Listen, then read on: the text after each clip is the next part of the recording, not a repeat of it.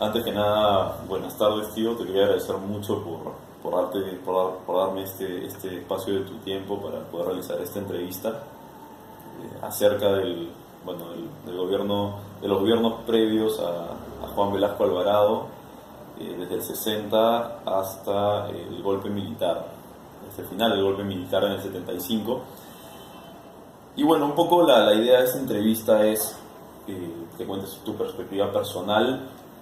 Si bien es importante que haya un poco de precisión histórica, lo más importante es que nos ayudes a entender cómo era vivir en esa época, cuáles eran tu perspectiva, porque de hecho tú eras un niño en buena parte de, digamos, no buena parte de esos años.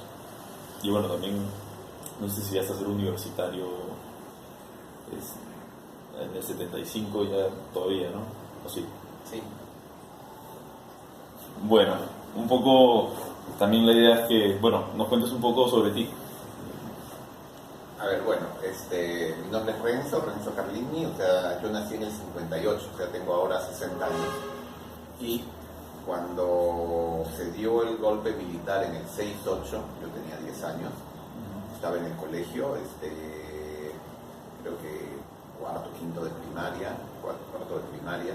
Entonces, claro, era todavía niño, pero ya, digamos, me podía dar cuenta de las cosas, ¿no? Y sobre esa etapa de niño, entre el año 60 y, bueno, el 65, bueno, nos dijiste que naciste en el 58, así que, bueno, en el 65 tendrías 7 años. ¿Te acuerdas, con quiénes vivías? Me imagino que, bueno, con la abuelita, con tus papás. Claro, con mis padres, claro. ¿En dónde? En una casa en Barranco, y en general, digamos, se vivía de una manera tranquila, armoniosa. Bueno, por supuesto que Lima no era la Lima de hoy día, creo que no tenía ni 1,5 millones de habitantes en esa época, o 1 millón. Entonces, sí, pues era una ciudad tranquila, como te digo, con bastante armonía, ¿no? O sea, hay tranquilidad. No mucho tráfico. No, por supuesto. Bueno, ya, ahora sí, pasando un poco al gobierno del general Juan Velasco Alvarado. En el 68, cuando se realizó el golpe, estaba en el Perú. ¿Cómo te enteraste del golpe? ¿Y dónde estabas? Bueno, no recuerdo exactamente dónde estabas, me imagino que en mi casa, pero sí me acuerdo que mi papá y mis tíos empezaron a comentar sobre eso. Especialmente era preocupante porque ellos se dedicaban a la agricultura, o sea, toda su vida mis abuelos habían sido agricultores, mi papá igual. Entonces, lo primero que escuché fue por mi papá, mis tíos, y luego al día siguiente en el colegio también se hablaba de un golpe militar que al principio a mi edad no lo llegaba a entender a cabalidad qué significaba todo eso, ¿no? Pero sí se veía una preocupación en el ambiente. Ok. Entonces, tu primera impresión, digamos, fue un poco la que fue el reflejo de la que tuvieron tus padres, tus tíos, el sentido de preocupación, y el cambio o sea, la perspectiva de cambiar del gobierno de Belaúnde. No sé si podrías decirnos cuál era tu perspectiva de ese gobierno como niño, ahora que de repente lo puedes ver en retrospectiva. Bueno, yo no podría, digamos, en el año 68 juzgar el gobierno de Belaúnde porque no tenía, digamos, ni el conocimiento, ni estaba, digamos, involucrado en temas políticos, digamos, como para estar leyendo sobre temas políticos, ¿no? Claro, con los ojos de ahora sí, o sea, había muchas deficiencias, o sea, mucho desorden. Siempre hubo lucha de poderes a nivel partidos políticos, y eso se terminó reflejando en un gobierno débil que finalmente terminó en el golpe de Estado, ¿no? Ok. Que tuvo otras causas también, pero indudablemente fue por un gobierno débil que no tomó ciertas decisiones. Ok, entonces tú crees que el gobierno de Juan Velasco Alvarado se debe a que había un gobierno débil, específicamente ¿En qué sentido? Débil, ¿por qué? Porque había enfrentamientos entre los grupos políticos y no se tomaron ciertas decisiones. Y por otro lado, sí se mantenían, o sea, una de las causas que argumenta Velasco para hacer este golpe de Estado fue ciertas injusticias sociales, ¿no? Uh-huh. Entonces, claro, digamos ya entraríamos a un tema de que el remedio fue peor que la enfermedad, pero, o sea, o que digamos que el camino al infierno está empedrado de buenas intenciones, ¿no? Que fue algo así, o sea, quieres solucionar un problema, pero terminas tomando decisiones equivocadas o no son las más apropiadas. Y causas más problemas. Y causas más problemas. Entonces, creo que eso fue un poco mucho de lo que sucedió. ¿Fue difícil la vida después del golpe militar?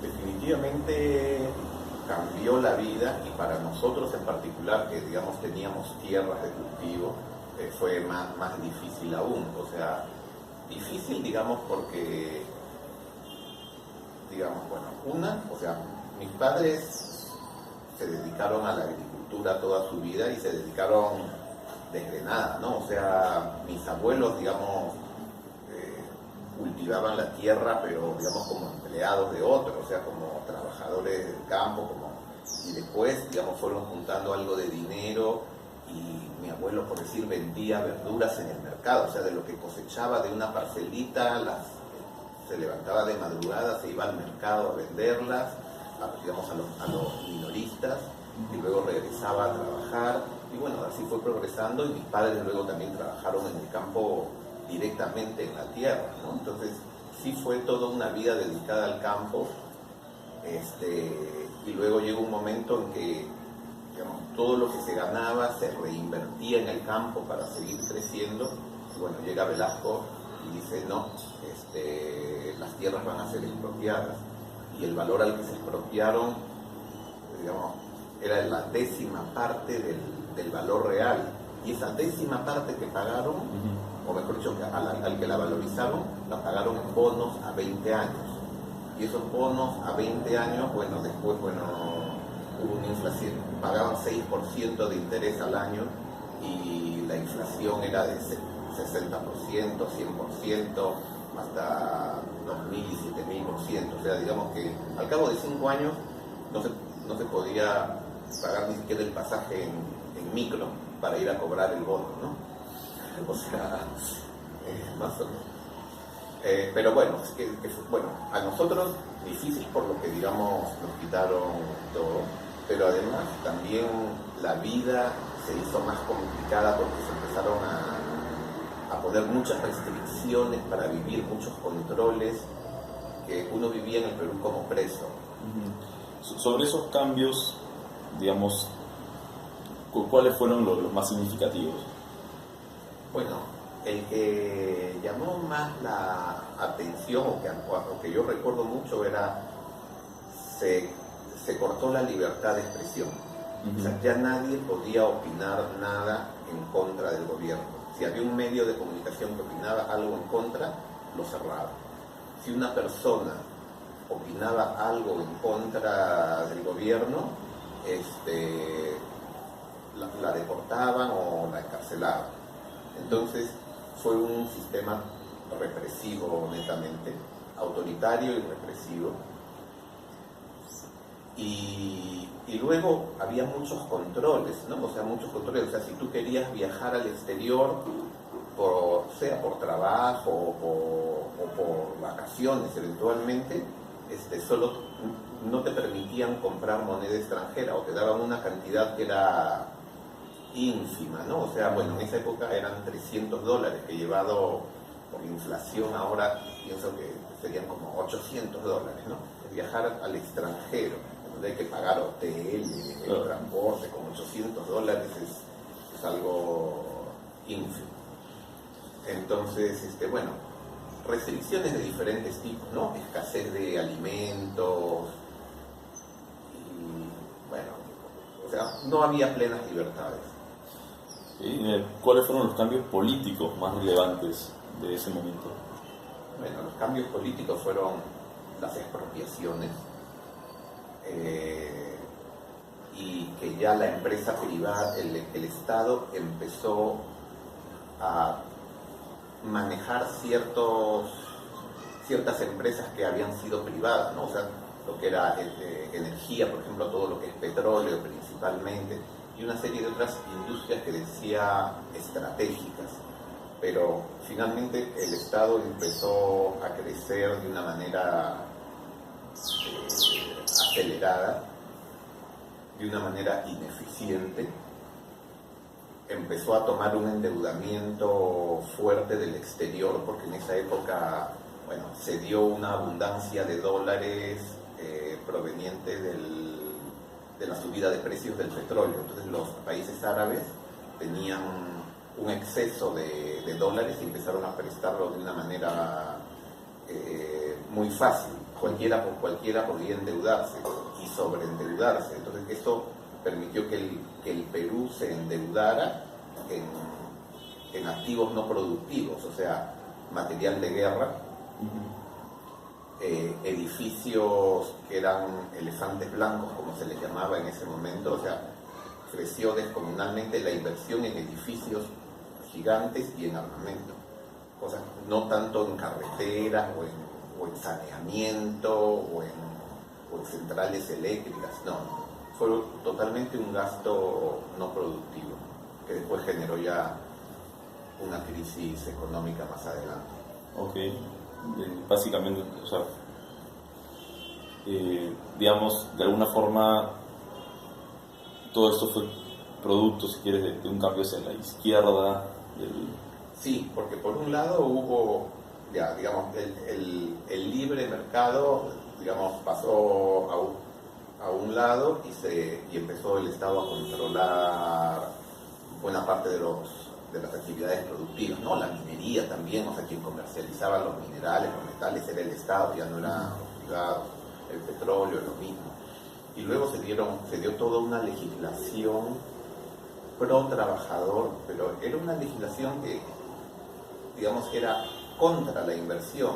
Entonces, si tú favoreces a uno, o sea, el enfoque de ese gobierno fue enfrentar a los peruanos entre sí. A los que eran dueños de los medios de producción los enfrentó con los trabajadores. O sea, cuando se supone que los dos son necesarios para producir, y así como en matemáticas 2 más 2 es 4, en economía, para que haya empleo tiene que haber inversión. Si no hay inversión, evidentemente no hay empleo. Y bueno, eso fue lo que sucedió, lo que fue predominante, ¿no? La inversión en el Perú cayó tremendamente. Bueno, continuando con la entrevista, ¿qué pasó con las empresas? ¿Cuáles considera que fueron los cambios económicos más relevantes en ese momento? Sí, bueno, lo que te había comentado hace unos minutos, el Estado empezó a tomar el control de una serie de sectores productivos que, con el argumento de que eran estratégicos, ¿no? La minería, el petróleo principalmente, que es lo que recuerdo, pero después se fue expandiendo a negocios vinculados a la distribución de alimentos, inclusive terminó dueño de cines. O sea, se descontroló Se sobredimensionó. Se sobredimensionó y se descontroló ese manejo estratégico que al final, como dicen, el poder siempre te nubla, ¿no? Entonces, y eso fue mucho de lo que sucedió también. O sea, si ya tengo esto, ¿por qué no lo otro? Y no hay un freno. ¿Sobre ese aparato estatal era eficiente? No, lamentablemente, o sea, no solo, o sea, era ineficiente, digamos, por la falta de preparación para el manejo y el hecho de no tener competencia, porque se formaron monopolios estatales. O sea, no te obliga a ser eficiente. O sea, si tus ingresos no cubren los costos, bueno, simplemente subes el precio y como es un monopolio, o sea, los consumidores están obligados a pagar por eso. ¿Y eso a ti como...? Y si no subes el precio, lo que terminas es con un déficit en la empresa. ¿Y cómo se manejaba ese déficit en la empresa? O sea, como el Estado era el dueño de los medios de producción y también manejaba el Banco Central de Reserva, o sea, se emitía dinero de manera inorgánica, o sea, sin sustento. Ajá. Y eso terminó generando inflación, una inflación que en la época del gobierno militar terminó en el orden del 60% anual, no recuerdo la cifra exacta, ¿no? Eso a ti como estudiante, desde la transición de colegio a universidad, ¿cómo te afectaba? ¿Tú ibas a hacer las compras? Bueno, yo estudié en la Universidad de Ingeniería, que era una universidad del Estado, y digamos, afortunadamente, digamos, en ese sentido, sí, las universidades del Estado pues no tienen un costo importante, en esta época tampoco. Entonces, el costo de la educación, digamos, no fue relevante en mi caso. Pero, o sea, todas esas cosas generan pues distorsiones en la economía que finalmente alguien tiene que pagarlas, y en este caso fue el país entero el que la pagó, ¿no? O sea, porque también entró un control de precios, o sea, se afectó, digamos, por legislación que afectaba la producción, ¿no? Entonces, por ejemplo, uno de los grandes desincentivos para la producción fue la comunidad industrial, o sea, que los trabajadores, o sea, pasaron a ser también dueños de la empresa, o sea, la empresa con parte de las utilidades que tenía que entregárselas a los trabajadores, pero como acciones. Entonces llegaba un momento en que los trabajadores llegaban a tener 1/3 de la propiedad de la empresa. Entonces eso, inclusive formaban parte del directorio de la empresa, o sea, para la toma de decisiones. Entonces eso desincentivaba mucho, digamos, la inversión, y la desincentivó, ¿no? Que llegó un momento en que al final, digamos, el Perú no crece de manera significativa y termina empobreciendo. Ok.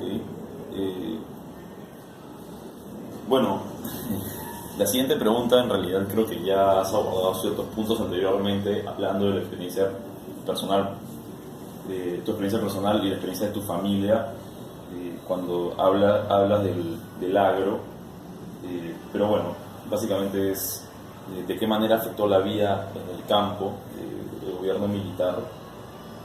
¿Quieres añadir algo más ahí? Sí, definitivamente, o sea,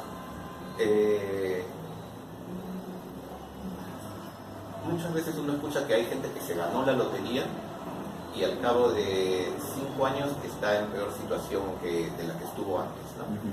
En el caso del agro sucedió algo parecido, porque los trabajadores de campo que tenían muy poco nivel de preparación recibieron una propiedad en donde ellos simplemente trabajaban y hacían lo que los dueños les decían, les indicaban. Pero al ser dueños de la empresa, ellos no podían tener conocimientos sobre temas tan técnicos, o sobre temas financieros, o sobre temas de mercado y comercialización.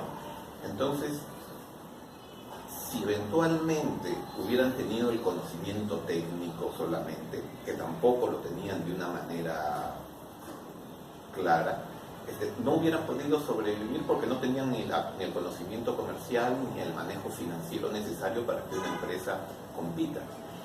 Entonces, bueno, no era muy difícil anticiparse al resultado, que fue un fracaso, y la empresa terminó endeudada, con poca producción, y los trabajadores que eran los dueños, o sea, simplemente no estaban peor que antes, porque no solo no tenían ya plata para trabajar el campo, sino que encima estaban endeudados con los bancos, ¿no?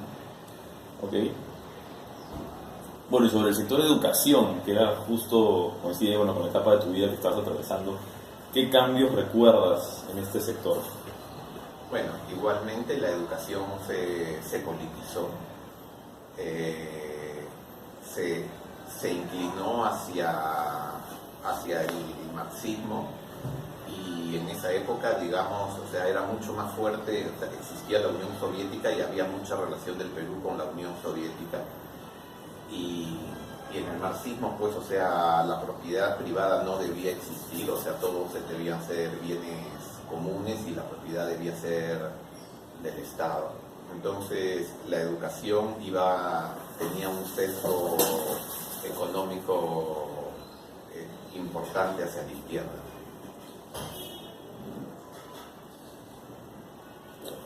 O sea, recuerdo algunos ya detalles que son más de tipo anecdóticos, ¿no? O sea, sí.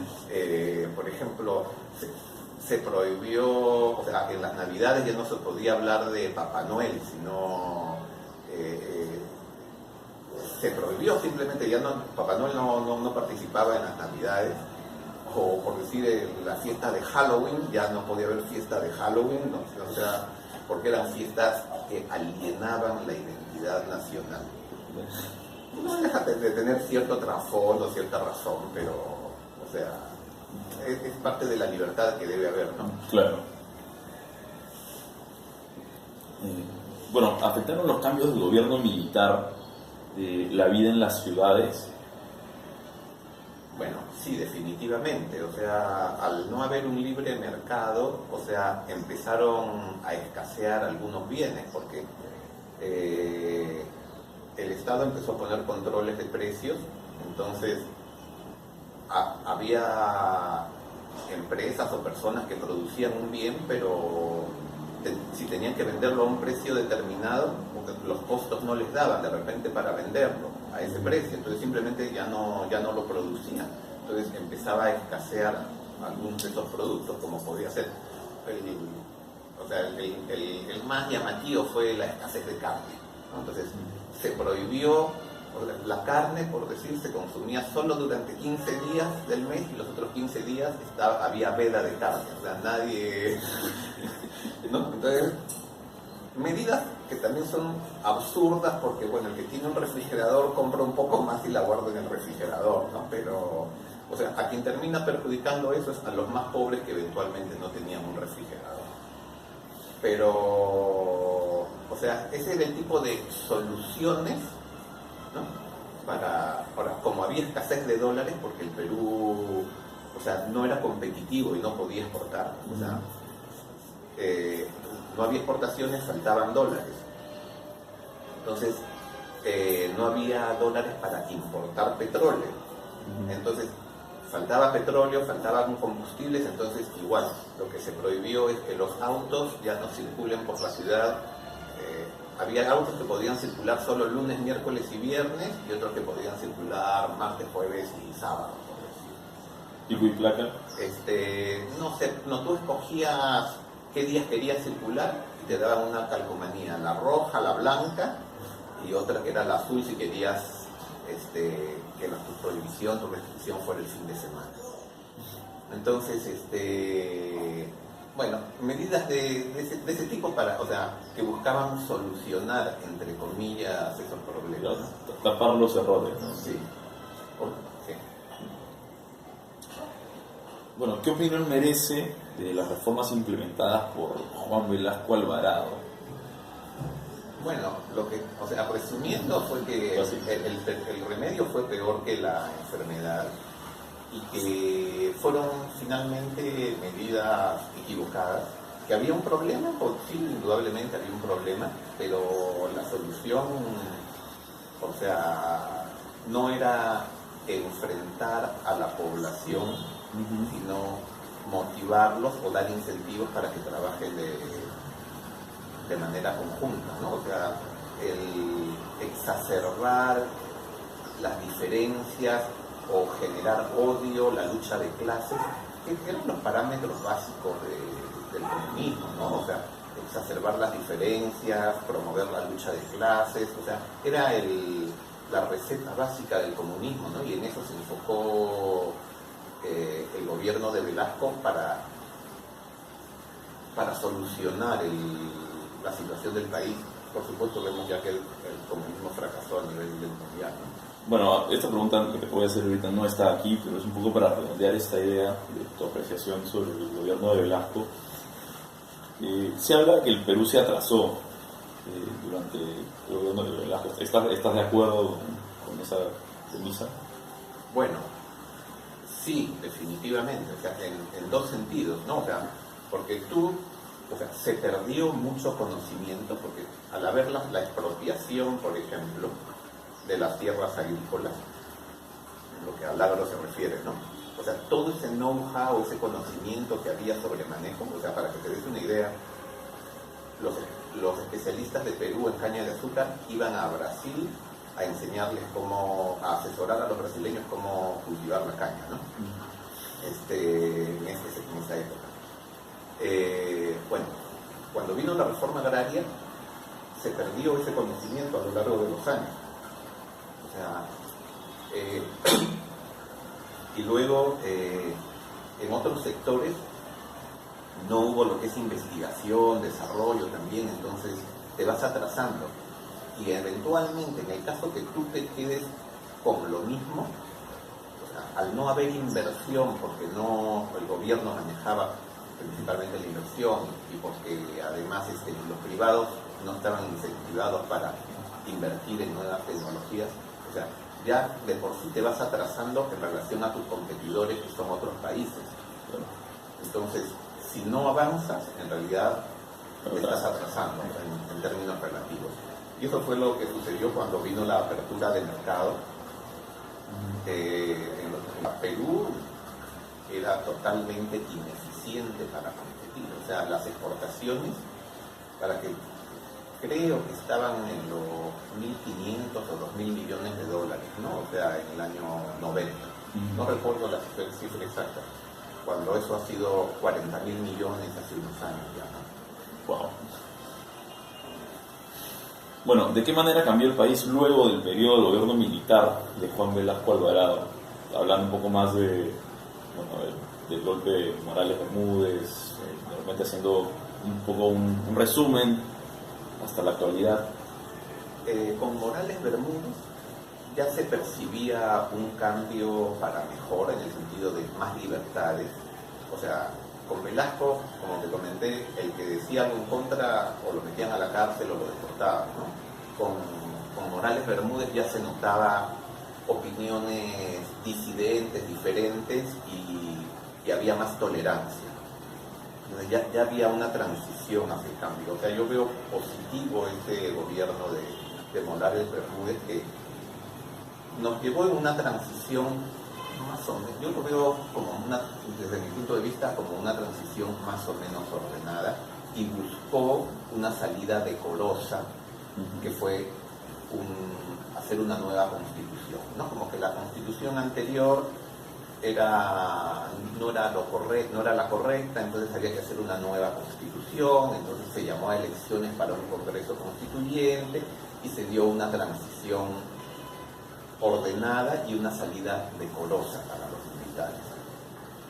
Okay. Pero lo que sí quedó, bueno, y cómo se vivió después de eso, o sea, sí se sentía, pues, o sea, por fin nos sentimos más libres, ¿no? Ya no con esa opresión de que uno ya no puede hacer muchas cosas. Se liberalizó un poco lo que es el mercado, aunque era un mercado todavía muy trabado, digamos que para hacer negocios a veces se lograba con favores, o sea, no era un mercado realmente libre, ¿no? O sea, sí era un mercado trabado, había también bastantes restricciones en cuanto a reglamentos. Bueno, y finalmente, tío, ¿te gustaría añadir algo más sobre esta época de nuestra historia? Bueno, que fue lamentable que el peor error es enfrentar a peruanos contra peruanos. Lo que hay que hacer es unir a los peruanos para ir hacia un objetivo común. O sea, porque en todos los grupos siempre hay algún objetivo común. O sea, tú le puedes decir, piensa en tus hijos, en el futuro, qué cosas quisieras, todos quieren un país, digamos, que progrese, en donde haya trabajo, donde haya paz, ¿no? Entonces, para trabajar por ese objetivo, o sea, que es algo que creo que es común para todos, o sea, tú puedes empezar a trazar ciertas acciones que pueden ser comunes a todos, ¿no? Pero el decir que uno es el bueno y el otro es el malo para que en base a eso generar destrucción, o sea, no nos conduce a nada, ¿no? O sea, ¿te acuerdas cuál era la frase que Velasco usaba? Sí, por supuesto, o sea, hablaba de campesino, el patrón ya no comerá más de tu pobreza, ¿no? Entonces, con eso no llegamos a nada, o sea, a nada bueno, y realmente fue un desastre, ¿no? O sea, recién a fines del año de los 90, principios del 2000, en agricultura se recuperó, digamos, un nivel de exportaciones y tecnológico que podría compararse al del año 65, ¿no? O sea, perdimos 35 años. Wow. Bueno, muchas gracias, tío, por haberte, bueno, otra vez, bueno, por haberte dado el espacio para poder compartir esto, no solo conmigo, sino también con todos los que vean este video. Bueno, ojalá que les pueda ser útil y los haga reflexionar, porque a veces la historia nos la cuentan de una manera un poco distorsionada, cada cual de acuerdo a su conveniencia, pero sí, fue una época realmente nefasta. Como para que no se repita, digamos. Definitivamente. Pero si hay algo que nos enseña la historia, es que nunca aprendemos nada de la historia. Perfecto. Ok.